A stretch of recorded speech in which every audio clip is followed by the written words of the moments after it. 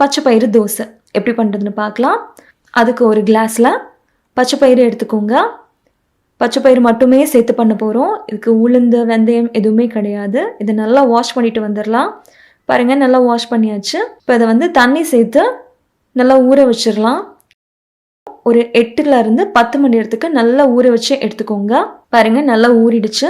இப்போ இதை மிக்சி ஜாரில் சேர்த்துடலாம். இது கூடவே வந்து காரத்துக்காக இன்னைக்கு ஒரே ஒரு பச்சை மிளகாவை 2ஆக கட் பண்ணி எடுத்துருக்கிறேன். கூடவே கொஞ்சமாக இஞ்சி, அப்புறம் கொஞ்சமாக கருவேப்பிலை. உங்களுக்கு வேணும்னா நீங்கள் சீரகம் கூட சேர்த்துக்கலாம். நான் இன்னைக்கு சேர்க்கல. உப்பு தேவையான அளவுக்கு சேர்த்துக்கோங்க. பெருங்காயம் கொஞ்சமாக சேர்த்துக்கோங்க. கொஞ்சம் கொஞ்சமாக தண்ணி சேர்த்து நல்லா ஃபைன் பேஸ்ட்டாக அரைச்சி எடுத்துகிட்டு வந்துடலாம். பாருங்கள், அரைச்சாச்சு. இப்போ இதை ஒரு பவுலுக்கு நம்ம ட்ரான்ஸ்ஃபர் பண்ணிடலாம்.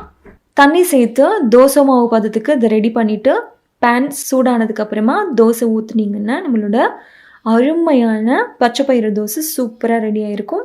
நான் இன்றைக்கி வந்து கொஞ்சம் போல் நெய் சேர்த்து தான் தோசை சுட்டேன். நல்லா 2 பக்கமும் திருப்பி போட்டு கிறிஸ்பியாக வந்ததுக்கப்புறமா தோசை எடுங்க. அவ்வளோ அருமையாக இருக்கும். நான் இன்றைக்கி 2 பச்சை பயிறு தோசை தான் சாப்பிட்டேன்.